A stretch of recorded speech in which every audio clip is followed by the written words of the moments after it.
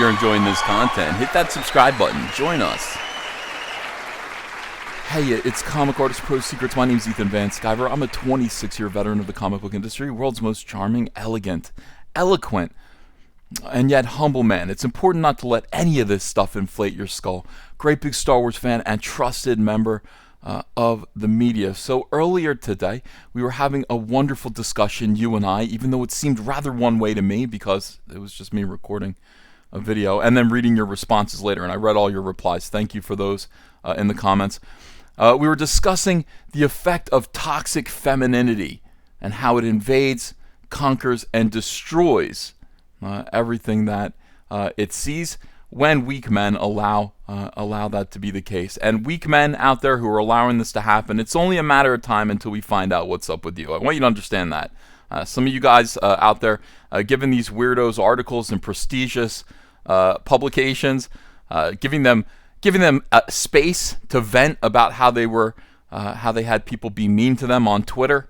We're going to find out about you pretty soon, I'm pretty sure. We're going to get headlines about what you're up to. So be cautious, look out. Now, some of you out there are some of you who are of the female persuasion, the female gender, the other one. You might have watched that conversation, that one-sided conversation I had with you. Even though I read all the comments. I appreciate, again, the comments. I appreciate those comments. I do read them.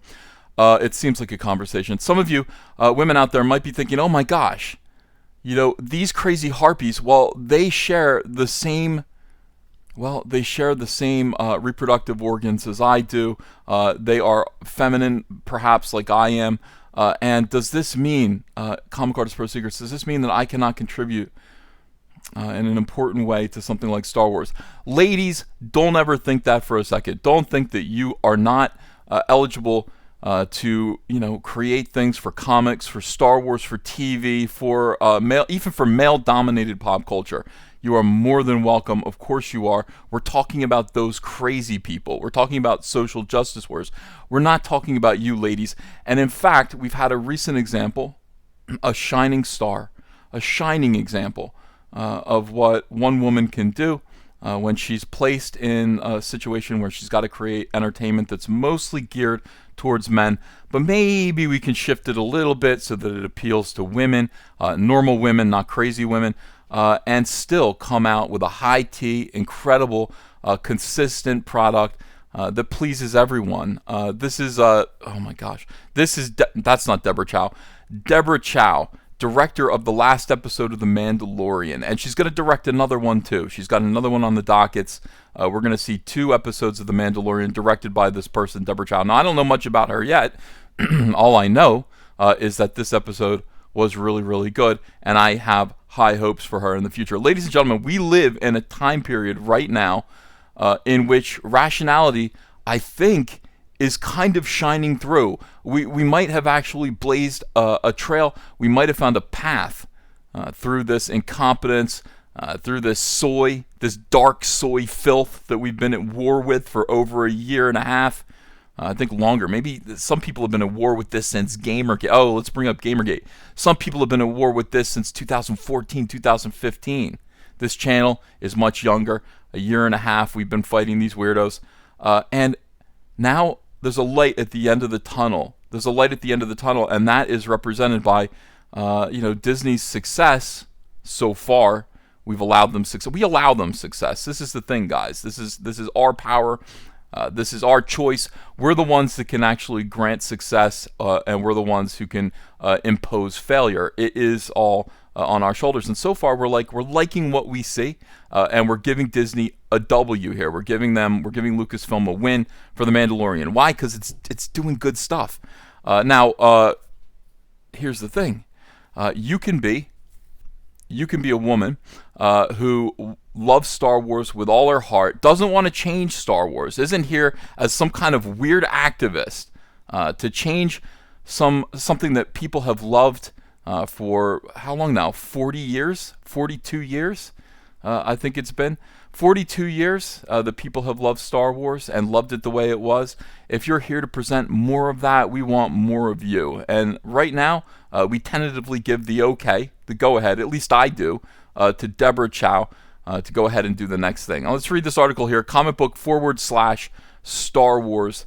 Are they garbage tier? Well, they have been, but you know what? Lately they've had some interesting stuff to say. All right, listen to me. Even I sound sunny and optimistic about all this stuff. How could I not? It seems like things are turning our way. Famous last words. The future is bright for the galaxy far, far away, especially after the success of Star Wars: The Mandalorian. Because of that show's impact on the Disney Plus streaming service, it is clear that there is a demand for live-action Star Wars shows in the franchise. Now, this is the thing. People who are failures will tell you that there is no way to do anything except fail. Oh, we can't. It's impossible. We blew it. I guess we just gave them too much Star Wars stuff.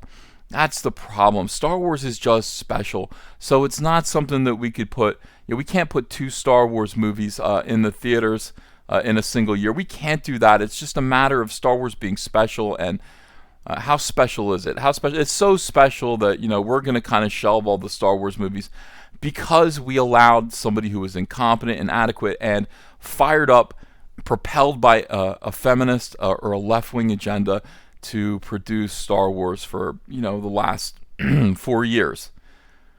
So failures will tell you, and Bob Iger, who is verging at this point, he's verging on failure, even though this might be his redemption arc.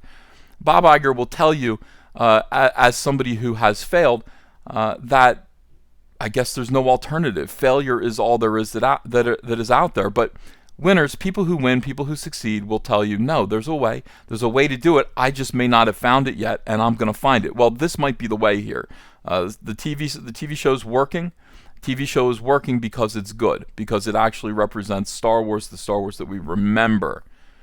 There's no reason to think that you could do 3 Star Wars movies a year, theatrical release, if they are as good as this. And we will go. And Star Wars fans will go. And that's the thing. I mean, that's what competent people like Jon Favreau, that's what competent, talented people like Dave Filoni should be teaching Disney Lucasfilm right now. Stop hiring people just because you want it to look like some kind of socially engineered phenomenon. Well, we've turned over George Lucas's creation to a woman. Well, who is this woman? Well, she used to get him coffee all through the 1970s and 80s. She worked on all of those movies that you remember. In other words, she worked on the set of those movies. E.T. She worked on Indiana Jones. She was a dancer in the Temple of Doom. So now I guess she should be running Star Wars. Well, we see where that has led us. All right, and this is what's coming up, guys. It's clear there's a demand. This bodes well, okay, for the other series that are being planned, especially. Now, this is the big one here. This is the big one. Ewan McGregor. I was doing videos about this a year and a half ago, and I was like, you in or you out, Ewan?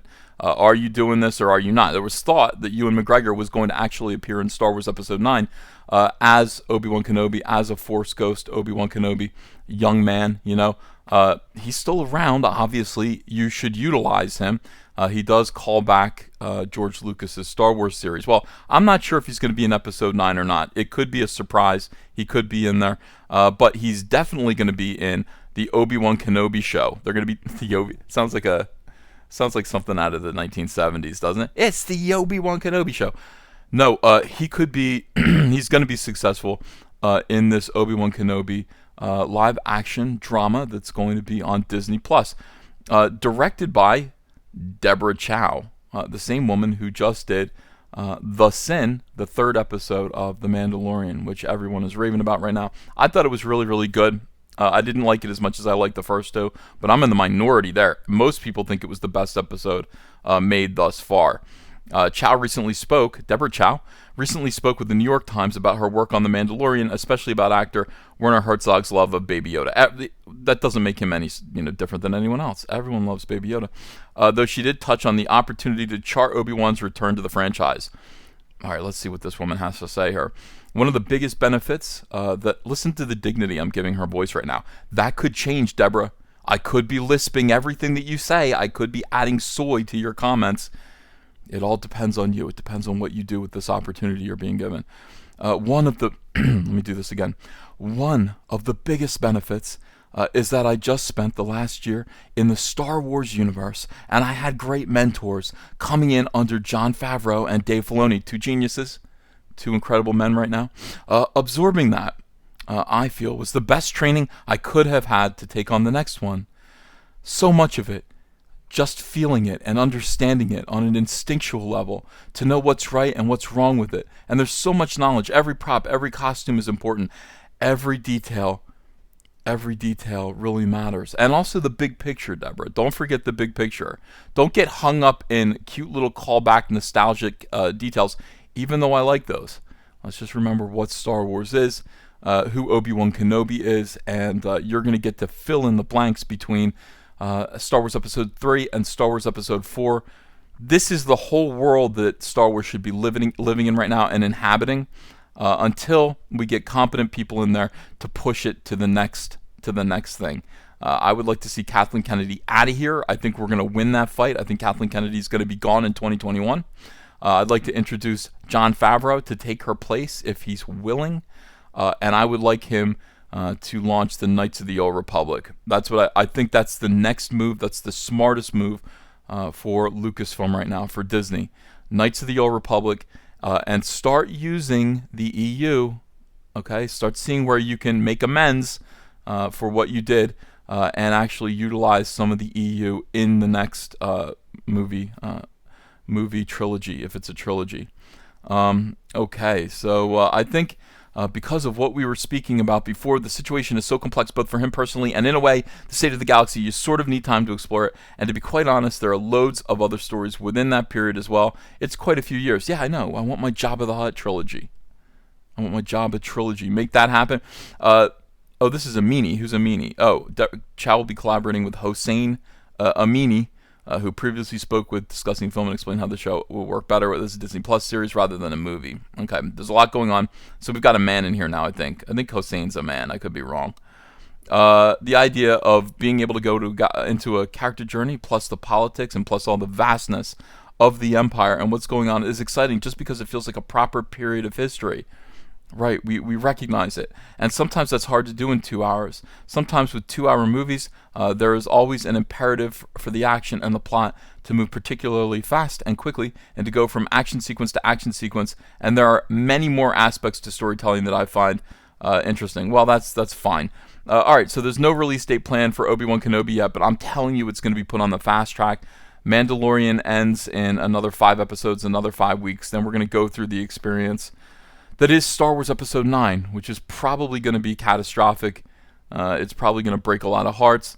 But we can get right back on the horse again with Obi-Wan Kenobi. Let's get that out there. 2020, let's keep the ball rolling. I'll keep my subscription to Disney Plus if this kind of quality is kept up. And again, ladies, look to Deborah Chow. Just do a good job. You don't have to come in and change anything. You're being hired to dust the house. You're being hired to clean the house, not to rearrange the furniture or put in your own furniture. Star Wars is already fine. Everybody already likes it. So just do the cleaning, mop the floors, and dust where dusting needs to occur. Leave everything where you found it.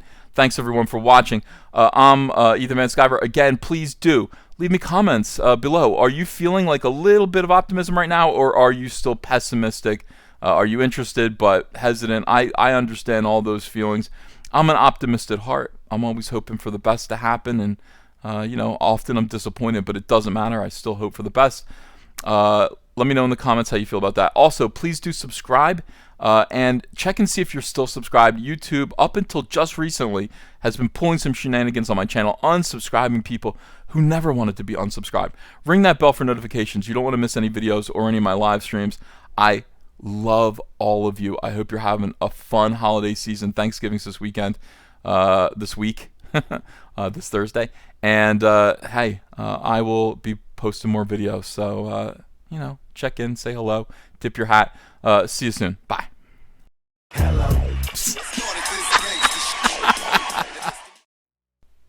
Hey, I got a P.O. box. Want to send me some mail? Send it to Ethan Van Sciver, P.O. Box 607, Marlton, New Jersey, 08053. And I'll probably open it up on the live stream. Thanks very much, everyone.